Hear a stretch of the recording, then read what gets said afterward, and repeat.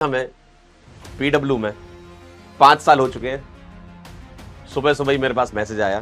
2020 के पंकज सिजेरिया अलग थे, उस समय बहुत समर्थन की जरूरत थी हमें, क्योंकि हमारे हाथ में कुछ था नहीं। तो मैडम ने बोला कि हम आपको कैमरा दिला देते, आप शूट करो और बच्चों को रिकॉर्ड करके डालो लेक्चर। हाँ, वही एफडी तोड़वाने वाली बात।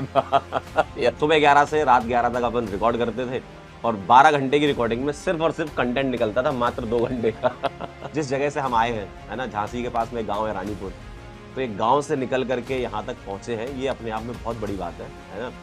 और इसमें बहुत सारे लोगों ने सपोर्ट किया है। और एक लाइफ का ऐसा इंसिडेंस हुआ कि उसके बाद से मुझे गुस्सा आना बंद हो गया।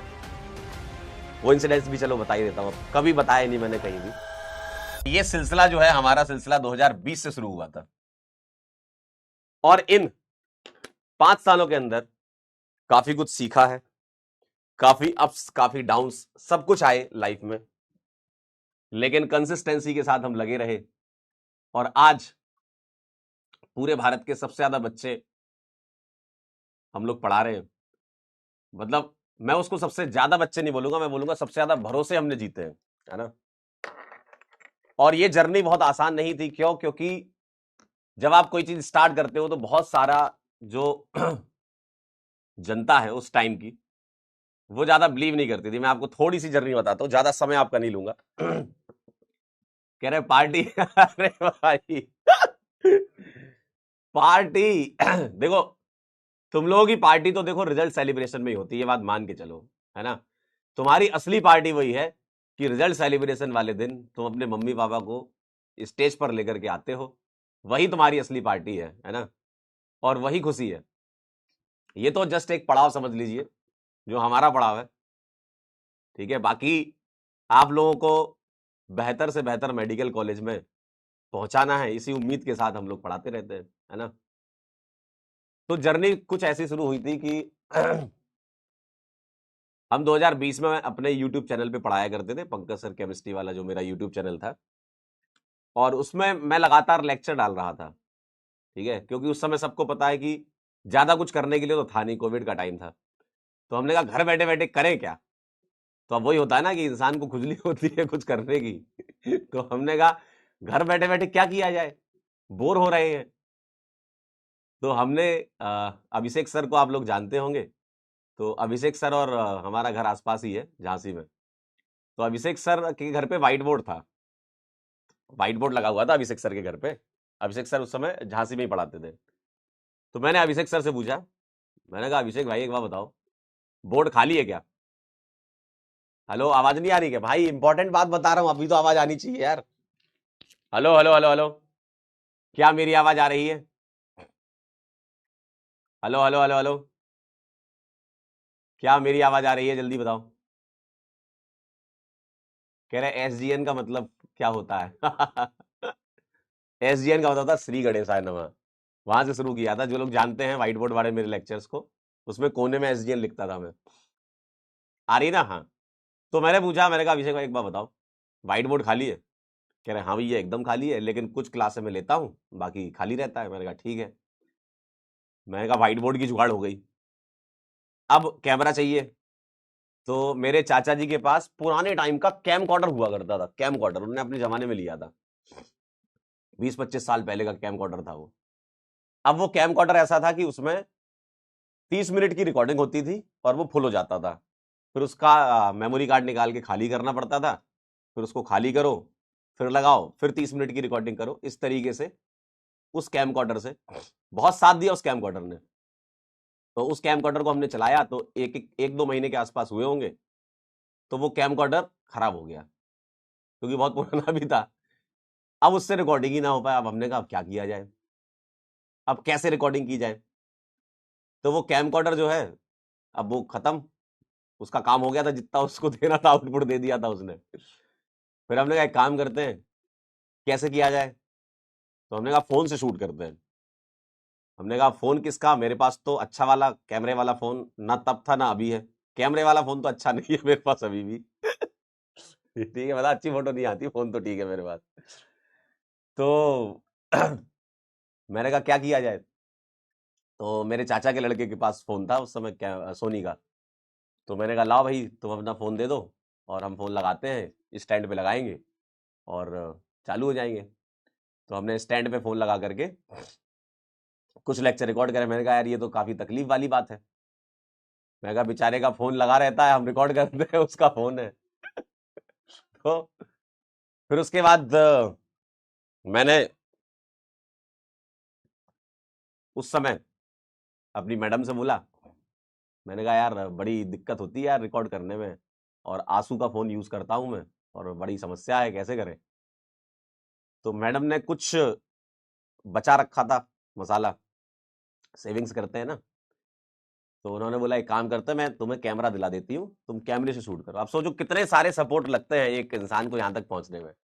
आप अभी के पंकज सिजेरिया को देख रहे हो, 2020 के पंकज सिजेरिया अलग थे। उस समय बहुत समर्थन की जरूरत थी हमें, क्योंकि हमारे हाथ में कुछ था नहीं। तो मैडम ने बोला कि हम आपको कैमरा दिला देते हैं, आप शूट करो और बच्चों को रिकॉर्ड करके डालो लेक्चर। तो उन्होंने एक कैमरा मुझे दिलवाया। हाँ, वही एफडी तोड़वाने वाली बात। यस, आप एकदम सही समझ गए। एफडी तोड़वाने वाली बात। जी हाँ, जो बचा के रखते हैं ना एफडी के लिए पैसा भविष्य के लिए।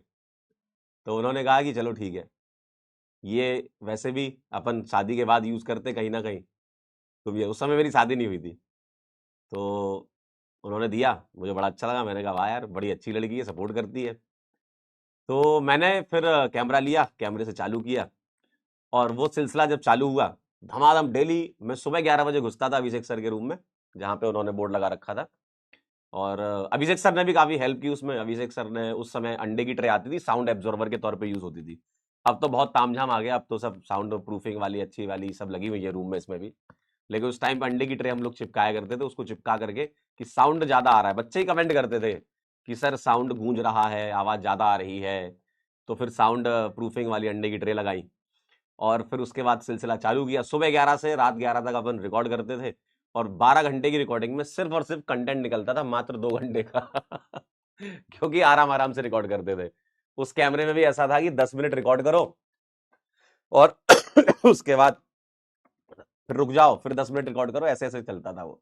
10-10 मिनट की रिकॉर्डिंग होती थी उसमें, है ना। तो वैसा करके 10-10 मिनट रुकते थे। मतलब अब यही होता है ना, रिकॉर्डिंग जब करते हो ना, तो 10 मिनट रिकॉर्ड किया, फिर आराम से 5-10 मिनट रेस्ट कर रहे हैं, फिर 10 मिनट रिकॉर्ड करा। तो ऐसे कर करके वो 2-2.5 घंटे का कंटेंट निकलता था, वो मैं अपलोड करता था। लगातार ऐसा चलता रहा। मैंने 7-8 महीने के अंदर 250 लेक्चर अपलोड किए। मतलब मुझे खुद नहीं पता चला कि कब ये हो गया, 250 से ज्यादा लेक्चर अपलोड किए। अब जैसे ही वो लेक्चर जनता के पास गए, बच्चों को बहुत पसंद आया, आज भी आता है, उस समय भी आया, क्योंकि वो तसल्ली से बनाए हुए लेक्चर थे, है ना। बहुत तसल्ली से बनाए हुए लेक्चर थे वो वाले। अब प्रतीक सर की नजर पड़ी कि यार एक यूट्यूब चैनल है, पंकज सर है एक, और बढ़िया उनका कमेंट सेक्शन अच्छा चलता है, बच्चे तारीफ करते हैं। और उन्होंने कंटेंट वेरीफाई करवाया टीचर से कि यार कैसा पढ़ाते हैं। लोगों ने तारीफ की, बड़ा अच्छा लगा मुझे। लोगों ने बोला बहुत अच्छा पढ़ाते हैं ये। मुझे उतना भरोसा था नहीं पहले अपने ऊपर कि मैं ऑनलाइन में इतना पढ़ा सकता हूँ, है ना। वो तो धीमे धीमे सीख लिया सारा कि मैं ऑनलाइन में इतना पढ़ा, क्योंकि मैं अपन ऑफलाइन थे, 10 साल ऑफलाइन पढ़ा रखा था अपन ने। तो उसके बाद अपन चले, आगे बढ़े। प्रतीक सर ने बुलाया कि सर आप डेमो रिकॉर्ड कर दो, देखते हैं, फिर हमें ज़रूरत है। हम लोग एक स्टार्ट कर रहे हैं, और फिजिक्स वाला के नाम से स्टार्ट कर रहे हैं। फिर उन्होंने पूछा कि आपने पढ़ाई कहाँ से करी है। मैंने कहा मैंने एचबीटीआई कानपुर से बीटेक किया हुआ है। कह रहे क्या बात कर रहे हो सर, सर अलग सर भी एचबीटीआई से ही है। मैंने कहा हाँ, कॉलेज में नाम सुना था, लेकिन बहुत मुलाकात हो नहीं पाई थी, क्योंकि अलग सर फर्स्ट ईयर में थे, मैं फाइनल ईयर में था, और फर्स्ट ईयर फाइनल ईयर का अंतर थोड़ा ज़्यादा रहता है। और एचबीटीआई का हॉस्टल भी अलग अलग है, जो लोग कानपुर से वो जानते होंगे।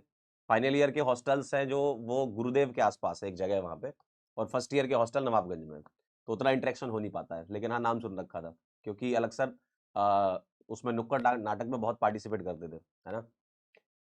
तो कह रहा है कि अब हम लोग स्टार्ट कर रहे हैं, और चाहते हैं कि आप भी हमारे साथ जुड़ो। मैंने कहा सर आ जाता हूँ, अपने पास भी कोई काम थोड़ी था, अपन तो अपने यूट्यूब चैनल पे वीडियो डाला करते थे। तो मैं झांसी से गया, या पंजाबी बाग यहाँ पर, एक छोटा सा रूम था, एक ही कमरा था बस। नीचे किसी पब्लिकेशन का वेयर हाउस था, और ऊपर एक कमरा था। उसी कमरे में एक स्टूडियो लगा रखा था, मतलब बोर्ड लगा रखा था, और उसी में एक जस्सी भाई थे। तो जस्सी भाई रिकॉर्डिंग करते थे, और प्रतीक सर उसको अपलोड करते थे, और अलग सर कंटेंट वेरीफाई करते थे। ये काम होता था, 2-3 लोग थे बस। तो अब जैसे ही अपन पहुंचे वहां पे, हमने बोला कि चलो सर बताओ कहाँ पे रिकॉर्ड करना है। कह रहा सर चाय पानी कुछ हो जाए उसके बाद। मैंने कहा सर आके। पहले रिकॉर्ड करेंगे उसे। अब देखो यही तो कॉन्फिडेंस होता है। मैं कहा सर आके करेंगे पहले बताइए करना क्या है। कह रहे सर जो भी आपकी इच्छा का टॉपिक हो वो टॉपिक आप पढ़ा दो। मैंने कहा ठीक है, एरोमेटिसिटी पढ़ाई मैंने। अब जैसे ही मैंने पढ़ाया तो मैंने पूछा सर कितने देर का करना है, कह रहे सर आधे घंटे 45 मिनट का कर देना। अब मैं पढ़ाते पढ़ाते पढ़ाते पढ़ाते इतना खो गया कि वो लेक्चर 1 घंटा 23-24 मिनट तक पहुंच गया। अब बाहर ये लोग बैठे, बाहर से कह रहे कि यार ये कौन मास्टर है जो लगातार पढ़ाई जा रहा है, इसको तो हमने आधे घंटे का बोला था। लोग तो डेमो में यही करते ना। मैंने कहा सर टॉपिक कंप्लीट नहीं हो रहा था, जब तक कंप्लीट नहीं हो जाए तो अच्छा भी नहीं लगता। मैंने कहा पूरा फुल टॉपिक पढ़ाया मैंने एरोमेटिसिटी, और इनको इतना पसंद आया वो as it is demo lecture आज भी यूट्यूब चैनल पे डला हुआ है अलग सर के, एज इट इज वही वाला। उन्होंने रीशूट के लिए भी नहीं बोला, लगा उनको लगा कि यार यही है, यही मसाला असली, ठीक है। तो उन्होंने सीधे के सीधे एज इट इज डाल दिया और आज भी वो डला हुआ है लेक्चर, बड़ा अच्छा लगता है ना। तो वहां से सिलसिला शुरू हुआ, और पहले प्रयास बैच आया था तो प्रयास बैच पढ़ाया हमने, ठीक है। उसके बाद फिर नेक्स्ट ईयर से यकीन बैच पढ़ा रहे हैं लगातार कह रहे हैं मामी से मिलवा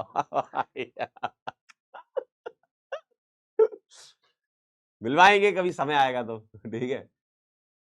और अब 5 साल हो चुके हैं, काफी अच्छा लग रहा है, ठीक है। और एक होता है ना कि एक इंसान से आप क्या उम्मीद करोगे कि भाई जीवन में क्या चाहिए।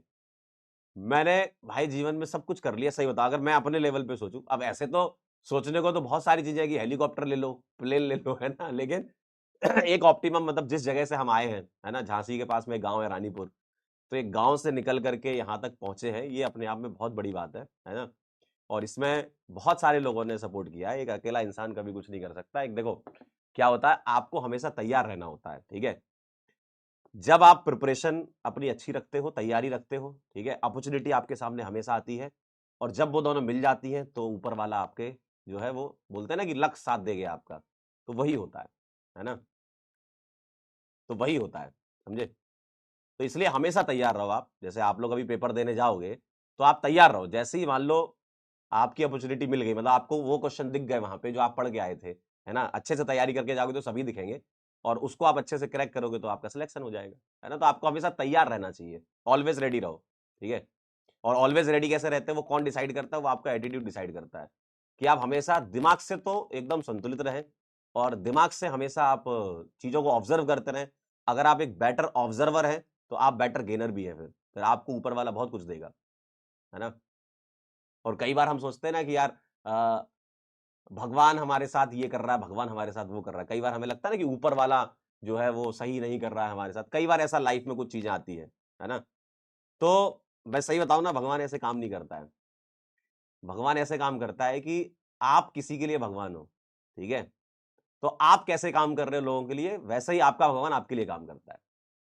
जैसे आपके साथ जो जुड़े हुए लोग हैं, आपका जो परिवार है, या आपके कुछ स्पेशल दोस्त होते हैं, दो चार ही होते हैं, ठीक है, या आपके आपसे किसी की कनेक्टिविटी है, आप उसके साथ कैसा बिहेव कर रहे हो, आप उसके साथ कैसी बात कर रहे हो, वैसा ही भगवान आपके साथ करेगा, है ना। तो मुझे तो मतलब भगवान ने बहुत कुछ दिया ऊपर वाले ने, है ना, क्योंकि मैं हमेशा यही चाहता हूं कि मेरे साथ तो ये काम करी है चीजें, इसलिए मैं आपको बता रहा हूँ, है ना। मेरे साथ ये वर्क किया है कि मैं लोगों के साथ अच्छा करता हूं तो मेरे साथ अच्छा होता है ना।